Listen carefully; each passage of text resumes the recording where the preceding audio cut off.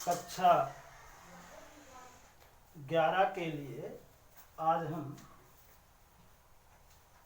जैव विविधता में वायरस लेकर के प्रस्तुत हैं आपके सामने ऑनलाइन श्रृंखला में।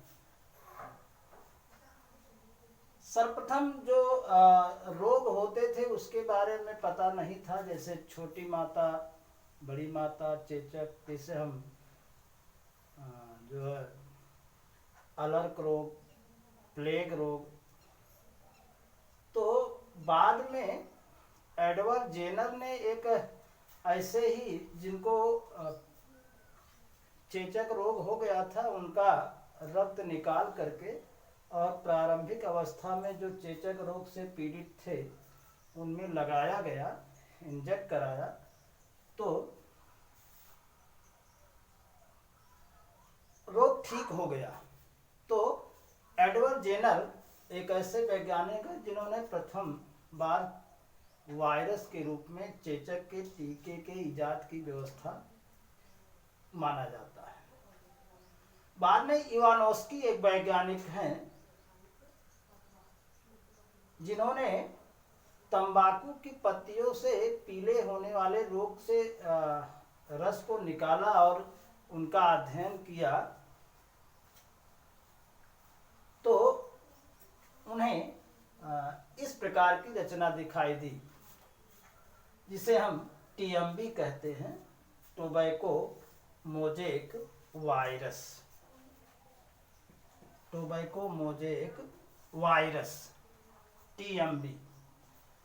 इस रोग से इस वायरस से क्या होता है कि उसकी पत्तियां पीली पड़ जाती हैं, धीरे धीरे वो समाप्त हो जाता है। तो इवानोस्की ने उसके बारे में जो अध्ययन किया, उसने देखा कि जो है जो वायरस की संरचना है वो केवल दो चीजों से मिलकर के बनी हुई है। एक तो प्रोटीन और दूसरे जो जेनेटिक मटेरियल है आरएनए। प्रोटीन ऊपर कवरिंग बनाती है जेनेटिक मटेरियल के, जिसे हम कैप्सिड कहते हैं, और उसके जो कैप्सिड का एक इकाई होती है उसे हम कैप्सोमर कहते हैं।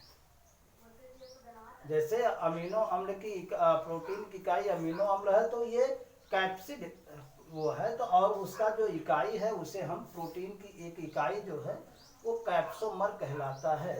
और इवानोस्की ने यह भी देखा कि उस तंबाकू के जो रस निकाला उसको दूसरे तंबाकू पर डाला तो वो भी उस रोग से पीड़ित हो गया।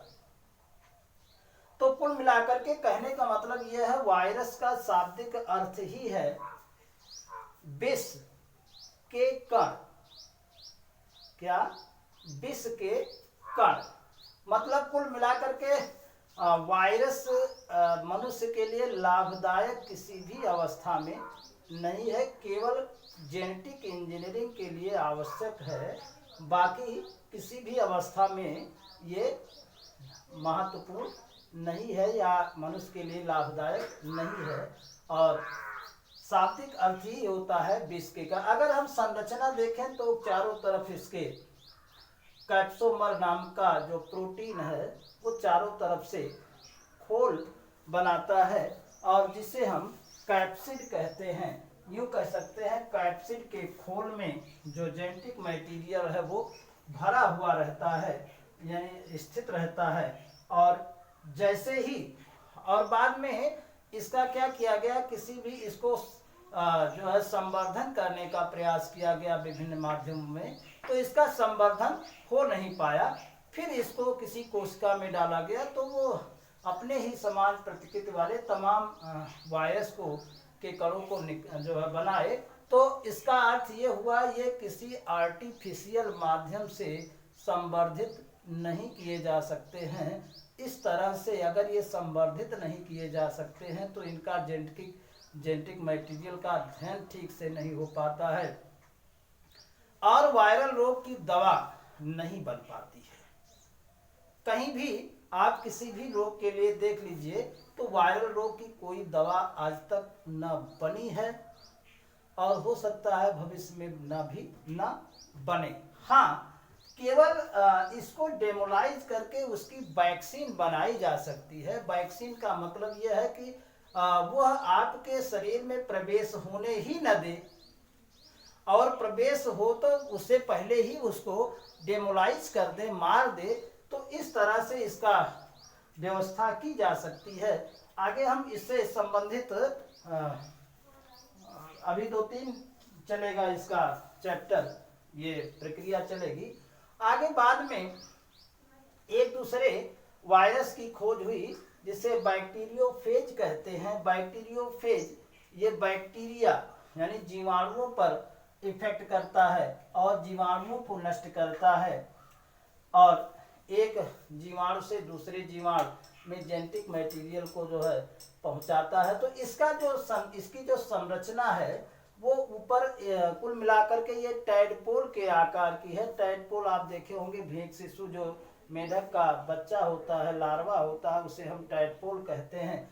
तो ऊपर हेड होता है जो कैप्सिड नामक झिल्ली से कैप्सिड नामक खोल से ढका हुआ होता है और इसमें आरएनए जेनेटिक मटेरियल पाया जाता है। फिर भी बता दें कि जैसे इसमें कैप्सिड है और इसमें भी कैप्सिड है तो उसकी इकाई को हम कैप्सोमर कहते हैं और उसके पीछे टेल पाया जाता है।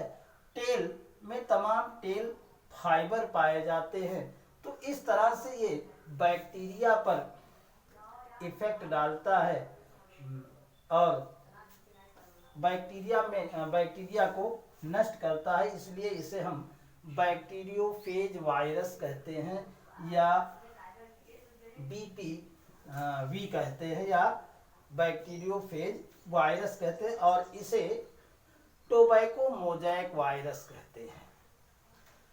अब अगर हम वायरस के लक्षणों की बात करें, संरचना की बात करें, तो ये 0.1 माइक्रोमिलीमीटर के होते हैं। अर्थात ये जो है साधारण सूक्ष्मदर्शी के द्वारा भी नहीं देखे जा सकते हैं, इलेक्ट्रॉन सूक्ष्मदर्शी के द्वारा देखे जा सकते हैं। तो इनको अगर हम देखने के लिए इलेक्ट्रॉन सूक्ष्मदर्शी का प्रयोग किया जाता है। पहले भी हमने बताया ये किसी आर्टिफिशियल माध्यम में संवर्धित नहीं किए जा सकते हैं, केवल कोशिका में ही ये संवर्धन किया जा सकता है इनका। अगर हम लक्षणों की बात करें, कैरेक्टरिस्टिक की बात करें, तो वायरस यानी विषाणु सजीव और निर्जीव के बीच की कड़ी है। सजीव क्यों है? क्योंकि ये अपने समान प्रतिकृति उत्पन्न करते हैं, इनमें जेनेटिक मटेरियल पाया जाता है, आरएनए डीएनए पाए जाते हैं। निर्जीव क्यों है? क्योंकि इसमें केंद्रक का अभाव होता है, कोशिका द्रव्य नहीं पाया जाता है। ये जो है क्रिस्टलीय अवस्था में कई दिनों तक रखे जा सकते हैं। ये श्वसन क्रिया भी नहीं करते हैं, पोषण क्रिया भी इनका लगभग जो है बाधित रहता है। तो इस तरह से वायरस सजीव और निर्जीव के बीच की कड़ी होते हैं और तमाम वायरस रोग इस समय जो है प्रचलित हैं। एड्स रोग है, प्लेग, हेपेटाइटिस बी, चेचक, हर्पीज, ये सभी वायरल रोग हैं। और धीरे धीरे हम वायरस और वायरल रोग के बारे में बताएंगे। आगे हम कल जुखाम और जो इस समय वायरस चल रहा है कोरोना वायरस, उसके बारे में थोड़ा डिस्कशन करेंगे और रोग और उसके लक्षणों के बारे में जानेंगे।